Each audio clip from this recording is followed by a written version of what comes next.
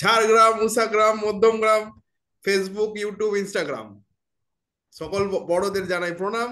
চলে এসেছি আমরা গেম উইক গুরুজের আরেকটি এপিসোড নিয়ে করতে আপনাদের সাথে তুলকালাম।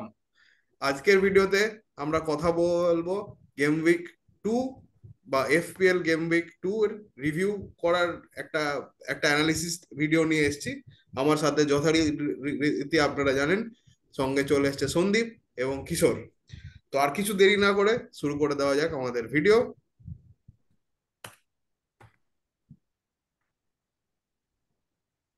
আমরা শুরু করব প্রথম যে প্লেয়ার, সেটা হচ্ছে ব্রুনো।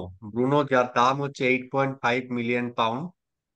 তিনি খুব আনলাকি যে কোনো গোল বা অ্যাসিস্টে কোনো রিটার্ন বা পয়েন্টস দিতে পারেনি আমাদেরকে।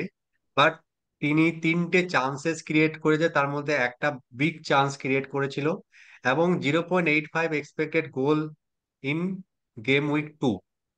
তার মধ্যে 7টা শটস তিনি মেরেছিলেন, তার মধ্যে তিনটে বিগ চান্সেস ইনভলভমেন্ট ছিল ব্রুনো ফার্নান্ডেজের। 1.91 হচ্ছে এক্সপেক্টেড গোল ইনভলভমেন্ট অ্যাক্রস দুটো গেম উইক, বাট কোনো রিটার্ন পাইনি। তো আমরা বলবো ব্রুনো ফার্নান্ডেসের খেলার মধ্যে অনেক রকম চান্সেস ক্রিয়েটেড আছে, প্লাস গোল ইনভলভমেন্ট আছে দুটো গেম উইক ধরে। বাট আনলাকির কারণে আমরা কোনো পয়েন্টস পাইনি ব্রুনো ফার্নান্ডেজের সামনে থেকে। তো আমরা আশা করব নেক্সট কিছু গেম উইকে আমরা ব্রুনো ফার্নান্ডেজ থেকে কিছু পয়েন্টস পাবো, এবং সেই পয়েন্টস আমাদেরকে এফপিএল এ সাহায্য করবে টোটালস করে। পরবর্তী প্লেয়ার আমরা যাকে দেখবো সে হচ্ছে ওয়েলব্যাক।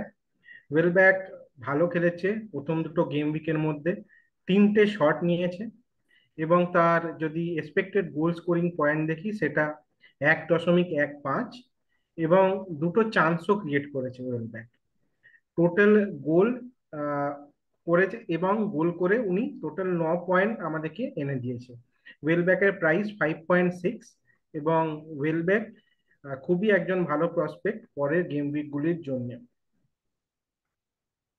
এবার আমরা কথা বলে নেবো ওয়েলব্যাকের স্ট্রাইকিং পার্টনার জোয়াও পেদ্রোকে নিয়ে। জোয়াও পেদ্রোর এখন কারেন্ট প্রাইস হচ্ছে 5.5 মিলিয়ন, যিনি তিনটে শট নিয়েছেন, 0.02 এক্সপেক্টেড গোল এবং 8 পয়েন্ট স্কোর করেছে, একটি গোল গোল স্কোর করে। তিনি আগের গেম উইকে 90 মিনিট খেলেছে, যেখানে ওয়েলব্যাক আপনারা জানেন 79 মিনিটস খেলেছে। তো আহ, আমাদের এই দুজনের মধ্যে একটা একটা বেশ একটা কম্পিটিটিভ কম্পিটিশন চলছে, যেটা আলটিমেটলি ব্রাইটনকে বেশ হেল্প করছে ইন দ্য প্রসেস। পরবর্তী প্লেয়ার আমরা চলে আসছি থমাস সোসেক। তার দাম হচ্ছে 5.0 মিলিয়ন পাউন্ড। সে আবার ভালো পয়েন্ট নিয়ে আমাদের কাছে এসছে এই গেম উইকও। তিনি একটা গোল অ্যান্ড তিনটে শট মেরেছিল ইনসাইড দ্য বক্স। এবার টোটাল 8টা শট ইনসাইড দ্য বক্স মেরেছে দুটো গেম উইক মিলিয়ে। তিনি সেকেন্ড হাইয়েস্ট, আপাতত দুটো গেম উইক মিলিয়ে second highest shots in the box. তার 1.36 হচ্ছে এক্সপেক্টেড গোল, অ্যান্ড দুটো বিগ চান্সেস ক্রিয়েটেড করেছে লাস্ট দুটো গেম উইকে। তো এই বাজেটের মধ্যে $5.0 মিলিয়ন বাজেটের মধ্যে সসেক একটা খুব ভালো একটা প্লেয়ার অপশন। তাকে আমরা নিতে পারি। তার পারফরমেন্স লাস্ট দুটো গেম উইক এই এই সিজনে খুবই দুর্দান্ত, এবং তার টিমকে জেতানোর সাহায্য করছে তার এই পারফরমেন্সে।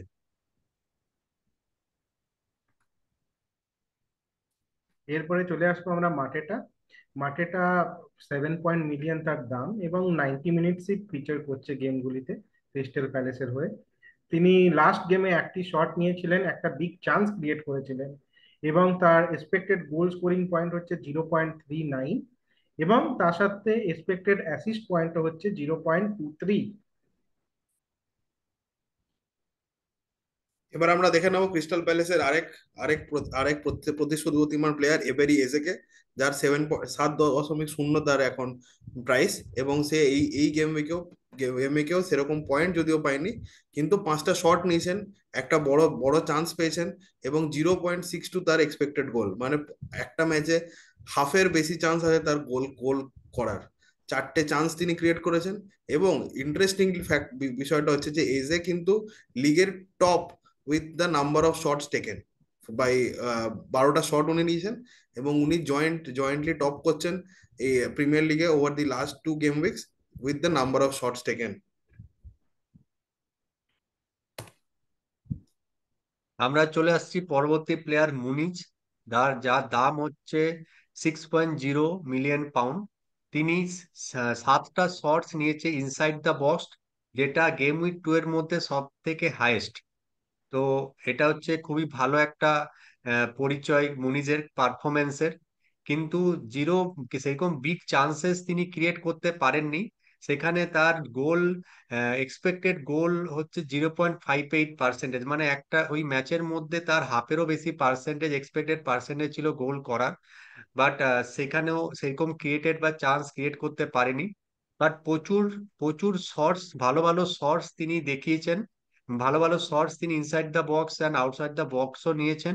বাট সেরকম কোনো ভালো শট যেটা গোল করার জন্য সেটা হয়ে ওঠেনি মুনিজের এই গেম উইকে, বা এই দুটো গেম উইক মিলিয়ে। তো সেই কারণে আপাতত দুটো গেম উইকে তার সেরকম পয়েন্ট হয়নি, দুটো গেম উইকই ব্ল্যাঙ্ক এসছে, সেরকম গোল বা অ্যাসিস্ট সেখানে আমরা পাইনি। বাট আশা করব তার যেই পারফরমেন্স, 7টা শট ইনসাইড দ্য বক্স, বা আগের গেম উইকে 7টা শট যেটা মোস্ট গেম উইক 2 এর মধ্যে, সেখান থেকে আমরা কিছু গোলস বা অ্যাসিস্ট আমরা এক্সপেক্ট করব ফিউচার কিছু গেম উইকস এর জন্য। তো আমরা এই মুনিজ প্লেয়ারের উপর একটু নজর রাখা যেতে পারে ফিউচার গেম উইকস এর জন্য। এর পরের প্লেয়ার আরেকজন ফুলামেরই প্লেয়ার, যিনি এই সিজনে আর্সেনাল থেকে ফুলামে এসেছেন। খুব প্রমিসিং ইংলিশ প্লেয়ার এবং emerging name among the English players. দুটো শট নিয়েছেন। তার গোল স্কোরিং যদি আমরা এক্সপেকটেশন দেখি সেটা হচ্ছে 0.53, এবং তাছাড়াও একটা বিগ চান্স ক্রিয়েট করেছিল এমেরিক স্মিথ রো এই সপ্তাহে। 69 মিনিটস খেলেছেন, এবং তিনি সেন্ট্রাল পজিশনে খেললেও তিনি এই সপ্তাহে একটা গোলস করেছেন এই সপ্তাহে একটা। তাছাড়া তিনি তার ফুলামের হয়ে প্রথম গোলটি এই গেম উইক 2-তেই করেছিলেন, এবং যেহেতু তিনি ভালো পারফর্ম করেছিলেন থ্রু আউট দ্য ম্যাচ, তো সেখানে তিনি 3টি বোনাস পয়েন্টও এনে দিয়েছিলেন যারা তাকে টিমে রেখেছিল। এবং এমিলিক স্মিথরও পরবর্তী ক্ষেত্রেও ভালো পয়েন্ট দেবে আমাদেরকে পরের গেম উইকে, কারণ তার পয়েন্টস পার গেম সবসময় হাই থাকে। এরপরে আমরা আরেকটি ফুলাম প্লেয়ারকে নিয়ে কথা বলবো। ফুলামের কান্ডারি আন্দ্রেস পেরেরা, যিনি 5.5 তার প্রাইস, 5.5 মিলিয়ন তার প্রাইস। 7টা চান্স তিনি ক্রিয়েট করেছেন, কিন্তু একটাই বড় চান্স তিনি ক্রিয়েট করেছেন আগের আগের ম্যাচটাতে। 0.37 তার এক্সপেক্টেড অ্যাসিস্ট, মানে chances of getting an assist in in a game. আর সবচেয়ে বেশি চান্স ক্রিয়েট করেছেন তার কর্নার থেকেই। ফুলামের যত বেশি চান্স এসছে আগের ম্যাচে গেম উইক 2-তে খেলাটাতে, তাহলে দেখবেন তার কর্নার থেকেই সবচেয়ে বেশি চান্স এসছে। তো চান্স আছে যে তার একটা হাই চান্স আছে কি কাল বা পরশু সে মানে একটা তার অ্যাসিস্টে তার কর্নার থেকে একটা গোল হলো এবং সে অ্যাসিস্টের পয়েন্ট পেলো। তো এই অ্যাসপেক্টটা খুব ইন্টারেস্টিং, তো আপনাদেরকে নজর রাখার জন্য। নেক্সট আমরা চলে আসছি রবিনসন, একটা বাজেট প্লেয়ার, যে 4.5 মিলিয়ন পাউন্ডের মধ্যে তাকে পাওয়া যায়। তাকে দেখে, তার খেলা দেখে আমরা খুবই ভালো লেগেছে। অ্যান্ড তিনি দুটো বিগ চান্সেসও ক্রিয়েট করেছেন লাস্ট গেম উইকে। তিনি একটা অ্যাসিস্ট পেয়েছেন লাস্ট গেম উইকে। অ্যান্ড যেহেতু খুব ভালো পারফরমেন্স যেটা আমরা দেখেছি অ্যান্ড যেটা খেলেছে রবিনসন লাস্ট গেম উইকে, সেখানে থ্রুতে তিনি দুটো বোনাস পয়েন্টসও পেয়েছেন, যেটা আমরা তার পয়েন্ট টোটাল করে সেটা আমরা অ্যাড করতে পেরেছি। তো রবিনসন যথারীতি খুবই ভালো প্লেয়ার, ফুলেমের হয়ে খেলছে। অ্যান্ড তার এই বাজেটের মধ্যে, একটা লো বাজেট প্লেয়ারের মধ্যে একটা নজর কাড়া পারফরমেন্স আর নজর কাড়া প্লেয়ার। তো এই প্লেয়ারের উপর আমাদেরকে সবসময় নজর রাখতে হবে, কারণ বিগ চান্সেস ক্রিয়েট যথারীতি প্রত্যেক ম্যাচই করছে। অ্যান্ড প্রত্যেক ম্যাচই হয় অ্যাসিস্ট বা বোনাস পয়েন্টের থ্রু দিয়ে আমরা পয়েন্ট পাচ্ছি। পরবর্তী প্লেয়ার হ্যালান্ড, যাকে নিয়ে বেশি বলা যতই বেশি বলি কম হয়ে যাবে, কারণ তার এই উইকের পারফরমেন্স আমরা সবাই দেখেছি।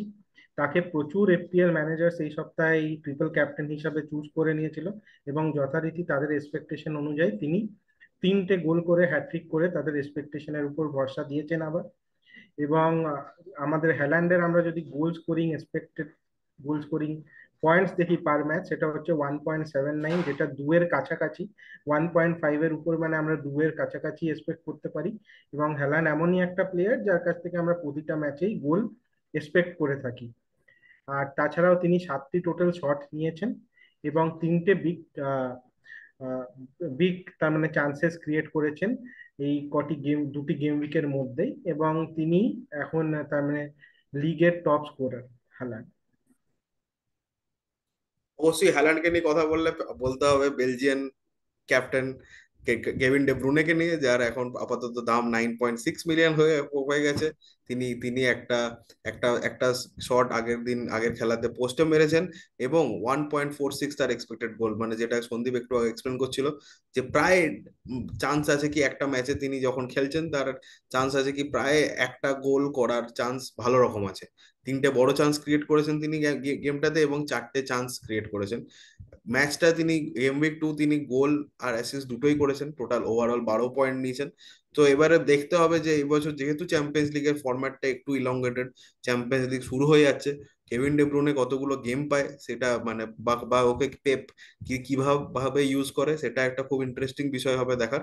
কিন্তু অবশ্যই কেভিন ডে ব্রুনে ফিট থাকলে, Kevin De Brunei Manchester city line আপে থাকলে, কেভিন ডে ব্রুনের মতো আহ, মানে ক্রিয়েটিভ প্লেয়ার হয়তো, মানে ম্যানচেস্টার সিটির মধ্যে এত ক্রিয়েটিভ প্লেয়ার থাকলেও কেভিন ডে ব্রুনের এক এবং অন্যতম বলা যেতেই পারে। তো অবশ্যই আপনারা নজর রাখবেন।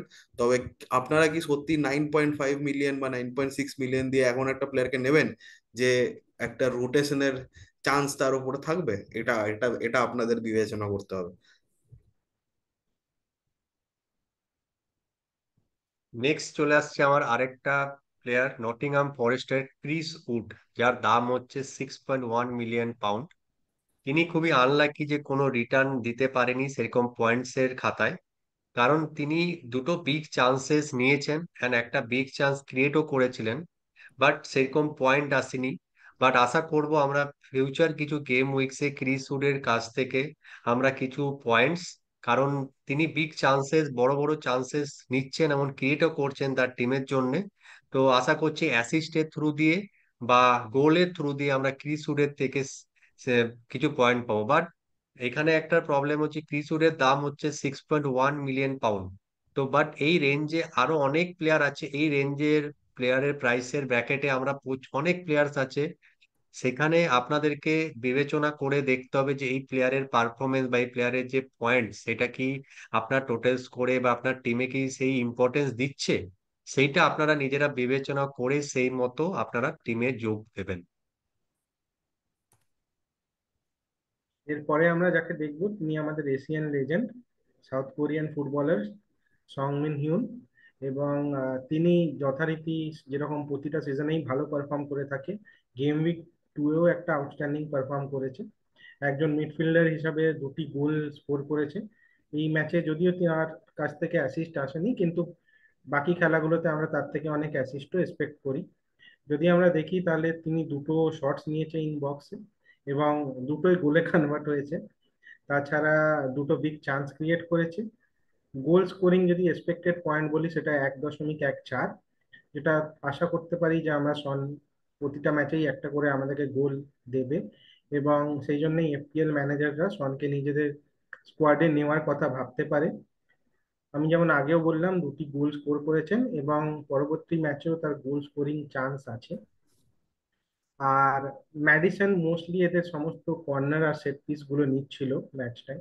সেখানে আগে যেখানে আমরা সেট পিসে সনকে দেখতে পেতাম, সেখানে এটাই দেখার হবে কি যে সেট পিসেস গুলো সন আর ম্যাডিসনের মধ্যে ডিভাইড হচ্ছে, না সনই সেগুলো পরবর্তী ক্ষেত্রে আরো বেশি ভাবে সেট পিসে যাচ্ছে। এই ছিল সনের performance over the first 2 game weeks. এবং আমরা আশা করব তিনি পরের গেম উইকসেও আমাদেরকে ভালো পয়েন্ট দেবেন।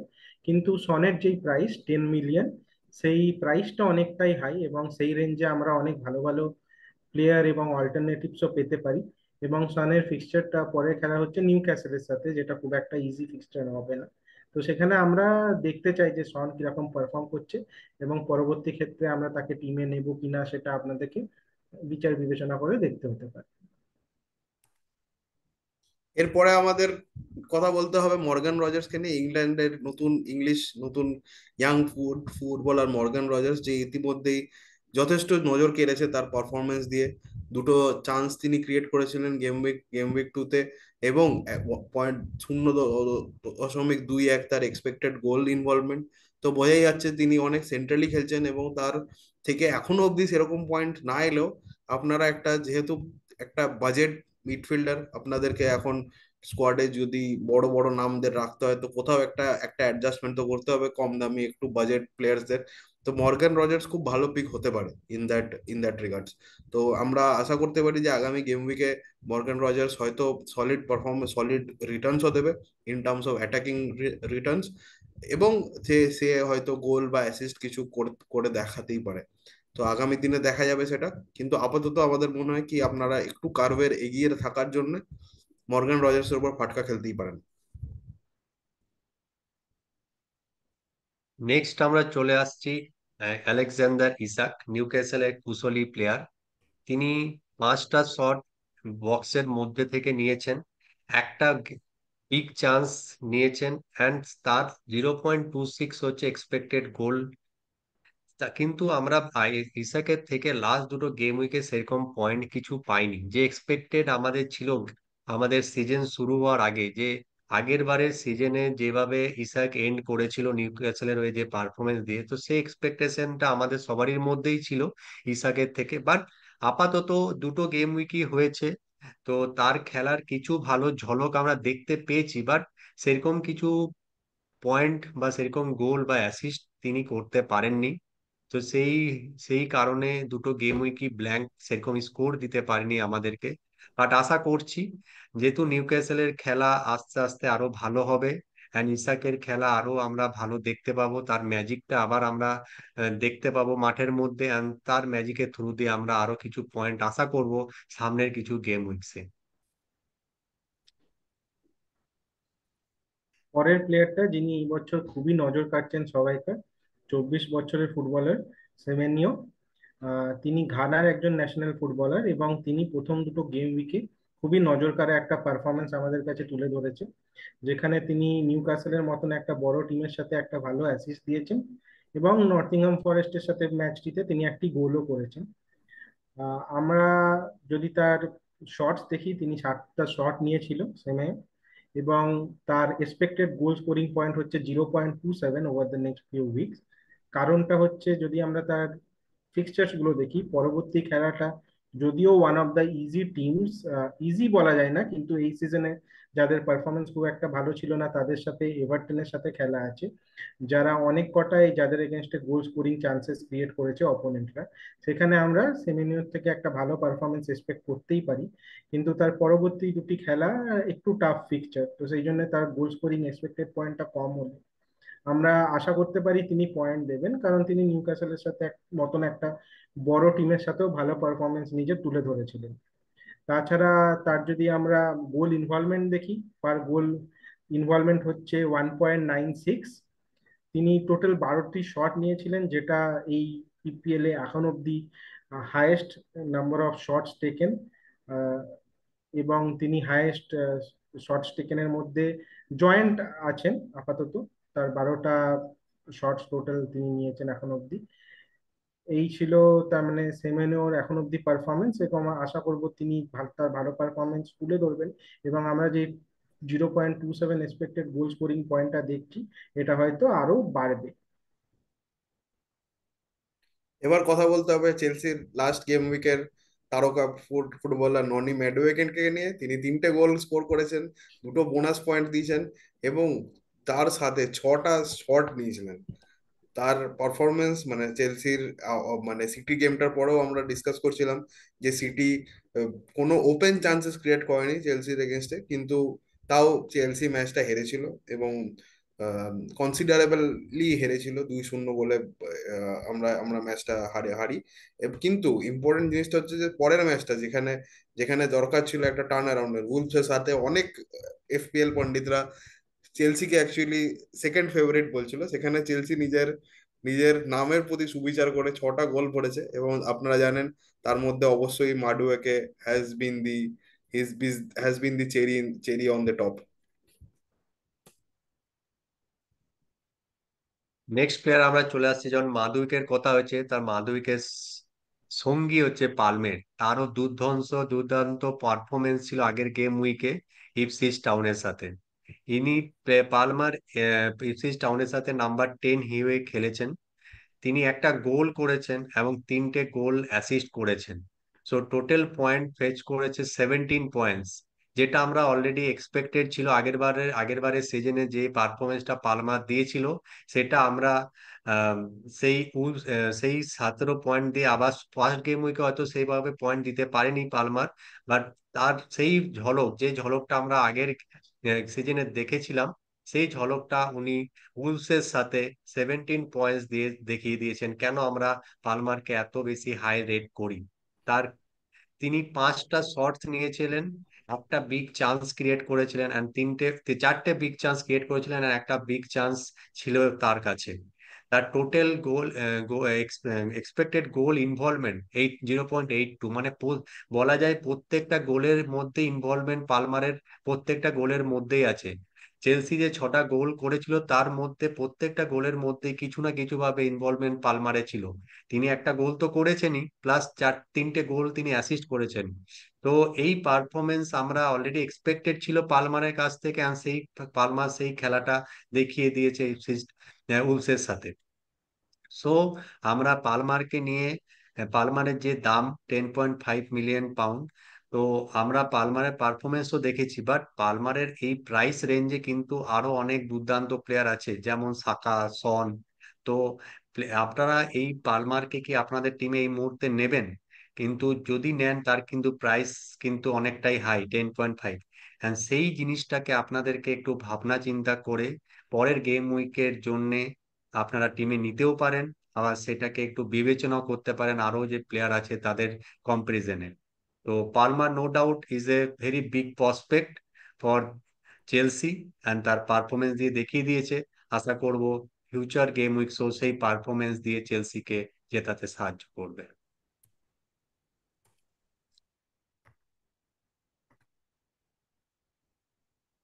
পরের প্লেয়ার ট্রেন্ট আলেকজান্ডার আর্নল্ড। তিনি 3টে বড় চান্স ক্রিয়েট করেছেন, যেটা এখন ফার্স্ট ইন দ্য লিগ। তার এক্সপেক্টেড গোল ইনভলভমেন্ট হচ্ছে 1.68, যেটা একটা ডিফেন্ডারের জন্য সব থেকে বেশি যে কোনো ডিফেন্ডারদের মধ্যে আপাতত। এবং আমরা মনে করি তিনি খুবই আনলাকি ছিলেন প্রথম দুটো গেম উইকে, যে তার তরফ থেকে কোনো গোল স্কোর বা তার থেকে কোনো অ্যাসিস্ট আমরা পাইনি। কিন্তু তার খেলা দেখে মনে হয়েছে তিনি সবসময় ইনভলভ ছিলেন অ্যাটাকিং মুভসে লিভারপুলের, এবং প্রতিটা অ্যাটাকিং মুভসেই তিনি হাইলি ইনভলভ ছিলেন, এবং তিনি অনেক কর্নার্স, সেট পিসেস এইসবেও তার ইনভলভমেন্ট থাকছিল। তো আমরা ট্রেন্ট আলেকজান্ডার আর্নল্ডের থেকে পয়েন্টস আশা করতেই পারি। এবারে আমরা দেখে নেবো লিভারপুলের তিন ফ্রন্ট থ্রিকে নিয়ে একটা একটা অ্যানালিসিস আমরা নিয়ে এসেছি আপনাদের জন্য। তো লিভারপুলের আপনারা জানেন মোহাম্মদ সালাহ সুলতান অফ উইং, আমরা অলরেডি বলে দিয়েছি গেম উইক গুরুজ এই নামটা কয়েন করেছে সুলতান অফ উইং। তো এই যে তিনজন আছে sultan of wing, Mohamed Salah, Diego Jota এবং লুইস ডিয়াজ, এদের তিনজনের মধ্যে প্রাইসের কিন্তু বিস্তর ফারাক। মানে সালাহকে যদি আমি রাখি আর লুইস ডিয়াজ আর ডিয়েগো জটাকে দেখি, তাহলে ডিয়েগো জটা আর লুইস ডিয়াজ হচ্ছে 7.5 বা 7.6 এর কাটাতে আছে, আর মোহাম্মদ সালাহ আছে 12.5 এর কাটাতে। তো এবারে অনেকেই আপনারা ভাবতে পারেন যে কি করে এই মোহাম্মদ সালাহ বা এই বড় বড় না মোহাম্মদ সালাহ হালান্ডদেরকে কিভাবে একসাথে নিয়ে আসবো, তার জন্য অনেক ট্রেড অফ নিতে হয়, যেমন আমরা শুরুর দিকে ডিসকাস করছিলাম ইন আওয়ার আগের ভিডিওগুলো। তো সেখানে আপনাকে কোনো একটা হয়তো সস্তার মিডফিল্ডার তুলতে হবে, একটা সস্তার ডিফেন্ডার তুলতে হবে।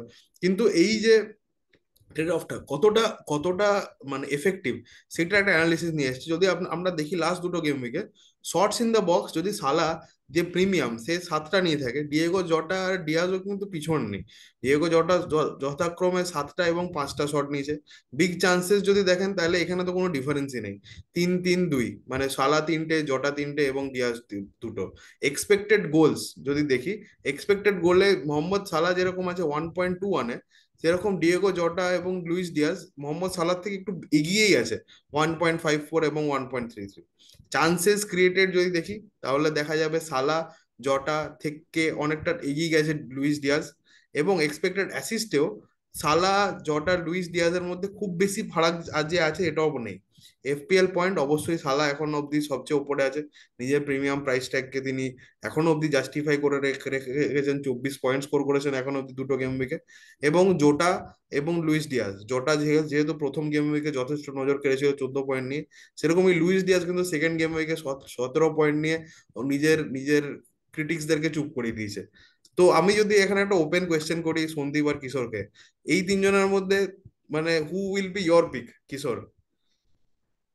আমি বলবো এখন যা পারফরমেন্স, এমন যা আইপিএল পয়েন্টস আমরা পেয়েছি, সালা জোটা ডায়েস খুব একটা কিন্তু ডিফারেন্স নেই। প্রাইসের যে ডিফারেন্স সেই তুলনায় যদি আমরা পয়েন্টস এর ডিফারেন্স দেখি, সেখানে কিন্তু খুব একটা ডিফারেন্স নেই। তো সেই হিসাবে বলবো আমি জোটার যে পারফরমেন্স, দুটো গেম উইক মিলিয়ে দুটো গেম উইকে কিন্তু একটা ইকুয়াল প্যারালাল পারফরমেন্স দিয়েছে। তো সেই ফর্ম হিসেবে আমি বলবো জোটার যা প্রাইস, সেই হিসেবে আমি বলবো জোটাকে একটু এগিয়ে রাখবো। কারণ জোটার যে প্রাইস রেঞ্জে আমি জোটাকে তো নিতেই পারবো, তার সাথে আমি আরো কিছু প্রিমিয়াম মিডফিল্ডার অ্যাড করতে পারবো, কিন্তু সেই জায়গায় সালাকে নিলে সেই জায়গায় আমি অন্য প্রিমিয়াম মিডফিল্ডার অ্যাড করতে পারবো না। আর আমি যদি প্রিমিয়াম মিডফিল্ডার অ্যাড করি, আরো মানে জোটার সাথে আরো আরো যে প্রিমিয়াম ভালো ফর্মে মিডফিল্ডাররা আছে, তাহলে আমার টিমটা আরো বেশি ব্যালেন্স হবে। সন্দীপ তোর কি মনে হয়? হ্যাঁ, সন্দীপ আমার মনে হয় আমি যে অনেক সন্দীপ আমার মনে হয় যে সালাকে যদি যদি নাও নেওয়া যায় তাহলেও তুই তুই দেখতে পারিস যে জটার কিন্তু প্রাইস রাইজের ওপরে একটা একটা একটা নজর অলরেডি আছে, কারণ ফার্স্ট গেম থেকে ভালো পয়েন্ট স্কোর করেছিল, তো অবভিয়াসলি একটা প্রাইস রাইজের ব্যাপার আছে। সেখানে লুইস ডিয়াজ কিন্তু অবভিয়াসলি ওনারশিপ কম থাকবে। তো তোর কি অ্যানালিসিস? আমার অ্যানালিসিস এটাই, যেটা তুই আর কিশোর বললি, সেটা হলো যে আমাদেরকে এখানে ভাবতে হবে। আমরা দেখছি অনেক মিডফিল্ডার যেমন সাকা, সন, পালমার, এদের থেকে খুব ভালো ভালো পারফরমেন্স আসছে। এবং আমরা যদি একটা ট্রেড অফ করি যে সালাকে টিমে রাখবো, তার সাথে কোনো 6.5 এই রেঞ্জের মিডফিল্ডার টিমে রাখবো, আমাদেরকে দেখতে হবে যে আমরা টোটাল কত পয়েন্ট নিতে পারি সেই কম্বিনেশনটার সাথে। এবং তার সাথে যদি একটা কম্বিনেশন রাখি জোটা বা ডিয়াজ, এবং তার সাথে হয়তো পালমার এবং সাকা, এই কম্বিনেশনটা যদি রাখি, তাহলে আমরা কত পয়েন্ট পেতে পারি। এবং যে সেকেন্ড অপশন, ইন্টারেস্টিংলি যদি আমরা সেকেন্ড অপশনটা চুজ করি, তাহলে আমরা দেখতে পারবো এই যে 10 থেকে 11 এই রেঞ্জে আমরা যে মিডফিল্ডারটাকে নেব, সেটা সাকা হোক বা পালমার হোক বা সন হোক, এটা আমরা সুইচও করতে পারবো অ্যাজ পার ফিক্সচার ডিফিকাল্টি। আমরা এই প্লেয়ারটিকে কিন্তু চেঞ্জ করতে পারবো। কিন্তু সালাকে আমরা যদি টিমে রাখি, আমাদের কম্বিনেশনটা অল্টার করা একটু মুশকিল হতে পারে। তো পরবর্তী অনেকই ম্যাচ আসতে চলেছে নেক্সট গেম উইক গুলোতে, যেখানে একটু একটু মিডে চেঞ্জ আমাদের দরকার হতে পারে। সেখানে আমার মনে হয় সেকেন্ড কম্বিনেশনটার ধারেও আমাদের নজর দেওয়া উচিত। এবং একদম তার মানে কম্বিনেশনটাকে বের করে দেওয়া উচিত নয় যে না, সালাকে আমরা রাখবোই, অন্য ধারে কম্বিনেশনটা, দুটোই কম্বিনেশন আমাদের ভালো পয়েন্ট এনে দেবে, আমি এটা মনে করি। আচ্ছা, জাস্ট আমাদের আমি আরেক টাইম হয়ে গেছে, আমি র্যাপ। আর- হ্যাঁ কিশোর। আরেকটা জিনিস অ্যাড করতে চাই এই পয়েন্টের মধ্যে, যে আমি যেটা লাস্ট কিছু সিজন ধরে ডিয়াজের যে পারফরমেন্সটা দেখেছি, সেখানে ডিয়াজের পারফরমেন্সটা খুব একটা কনসিস্টেন্ট নয়। সেখানে কিছু পয়েন্ট কিছু গেম উইকে উনি ভালো পয়েন্ট দেন, বাট তার পরের গেম উইকে হয়তো সেরকম পয়েন্ট দেন না। সেই সেই হিসেবে আমরা যদি সালা জোটার যে পারফরমেন্স দেখি, তারা কিন্তু কনসিস্টেন্টলি প্রত্যেক গেম উইকেই অ্যাসিস্ট গোল হিসেবে আমাদেরকে পয়েন্ট দেয়। সেটাও একটা বিবেচনা করার একটা দিক।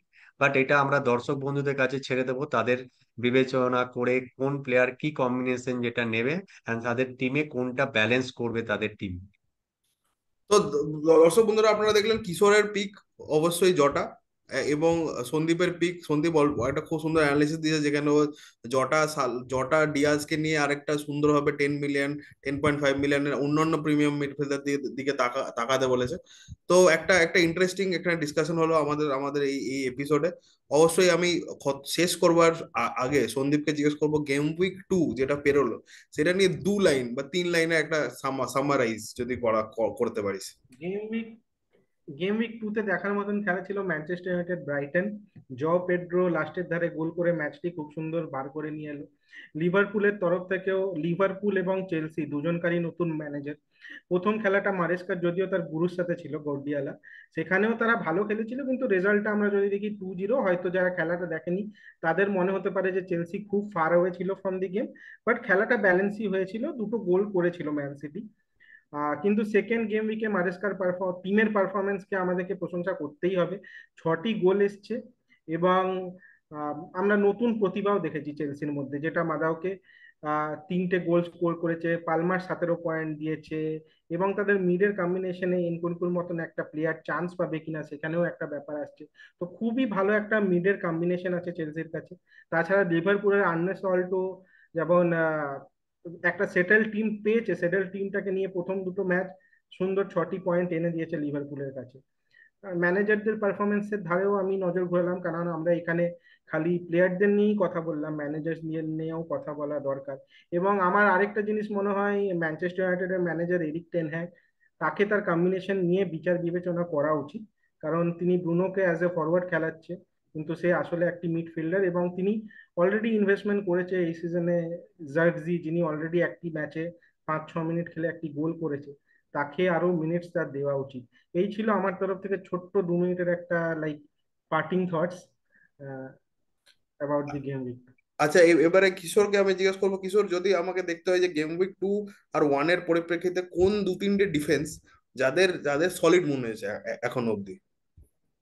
হ্যাঁ, ডিফেন্সের দিক দিয়ে যদি দেখা যায়, আমি বলবো আর্সেনালের ডিফেন্স খুবই শক্তিশালী মনে হচ্ছে। সালিবা, গ্যাব্রিয়েলের মতো দুর্দান্ত ডিফেন্ডাররা থেকে আর্সেনালকে, প্লাস এই উইকে একটা জিনিস অ্যাড করব, রায়ার যে গোলকিপিং, সেটা একটা কথা বলতে হবে। রায়া যেভাবে গোলকিপিং করে আর্সেনালকে ক্লিন শিট দিয়েছে, সেটা আমি বলবো রায়ার রায়ার জন্যই এক প্রকারে বলতে পারে, রায়ার যে দুর্দান্ত সেভস এর জন্যই কিন্তু সেই ক্লিন শিটটা সম্ভব হয়েছে। প্লাস আমি বলবো লিভারপুলের ডিফেন্সও কিন্তু খুবই স্ট্রং মনে হচ্ছে। লাস্ট দুটো গেম উইক দেখে লিভারপুলের ডিফেন্স খুবই ভালো। ট্রেন্ট আলেকজান্ডার আর্নল্ড, ভ্যান্ডিক, রবার্টসন, এদেরকে অবভিয়াসলি তারা খুবই এক্সপিরিয়েন্স প্লেয়ার, অ্যান্ড লাস্ট কিছু বছর ধরে যে আমরা দেখে আসছি তাদের যে শক্তি, যে ব্যাপারটা, ডিফেন্স বড় বড় নাম, তারা সেই সেই জিনিসটা লাস্ট দুটো গেম উইক এই সিজনে খুবই ভালোভাবে দুর্দান্ত শুরু করেছে। এবং আশা করব সেই পারফরমেন্স, ডিফেন্সিভ পারফরমেন্সটা আগামী কিছু গেম উইকও তারা চালিয়ে যাবে। প্লাস আরো কিছু বলবো, কিছু কিছু বড় বড় টিমের যেমন ম্যান সিটির, তার কিন্তু ডিফেন্স সেরকম মনে হচ্ছে না আপাতত। তারা এখনো সেটেলড হয়নি। আশা করছি, ম্যান সিটি তো বড় টিম, তাদের সেটেল হতে হয়তো সেরকম টাইম লাগবে না, বাট আপাতত সেইরকম ডিফেন্সটা মনে হচ্ছে না। তাদের গোল কনসিড করার অ্যাবিলিটিটা, গোল কনসিড করার পার্সেন্টেজটা দেখছি বেশি এই দুটো টিমের থেকে। কারণ লিভারপুল, আর্সেনাল দুটোই বড় টিম, সেই সাথে ম্যান সিটি তো অবশ্যই বড় টিম। সেই হিসেবে ম্যান সিটির ডিফেন্সটা আরো একটু স্ট্রং হলে তারা আরো ভালো, বেটার টিম হবে এই সিজনে। না, ম্যান সিটি অলরেডি বড় টিম, আর কত বড় টিম হবে? তারা তো চ্যাম্পিয়ন টিম। তো যাই হোক বন্ধুরা, এই ছিল আমাদের আজকের ভিডিও, এই ছিল আমাদের অ্যানালিসিস অফ গেম উইক 2। এবং আপনারা অবশ্যই আমাদের জানান যে আপনাদের আমাদের কন্টেন্ট কিরকম লাগছে। আমাদের চ্যানেল সাবস্ক্রাইব করুন, আমাদের ভিডিও লাইক করুন, আমাদেরকে কমেন্ট করুন, আমাদের কমেন্ট করে জানান আপনাদের ভিডিও কেমন লাগছে। আবার দেখা হবে পরের ভিডিও নিয়ে। আমরা খুব জলদি আরো আরো নতুন নতুন কন্টেন্ট নিয়ে আসবো আপনাদের জন্য, exclusive from game week gurus, exclusive for fantasy premier league. And of course আমরা তার সাথে আরো কিছু ফুটবল রিলেটেড নিউজ শেয়ার করব আপনাদেরকে। যেমন আজকে সোয়েন গোরান এরিকসন, এক্স ইংলিশ ম্যানেজার, তিনি আজকে মারা গেছেন। তো একজন খুবই রেনাউন্ড একজন একজন কোচ ছিলেন তিনি, যিনি আজকে মারা গেছেন, এবং অনেক ফুটবলারই তাকে শ্রদ্ধার্ঘ্য জানিয়েছে। তো আমরাও তাকে শ্রদ্ধার্ঘ্য জানিয়ে আমাদের এই ভিডিওকে এইখানেই শেষ শেষ করছি। থ্যাংক ইউ, ধন্যবাদ, এবং ভালো থাকবেন। Good bye.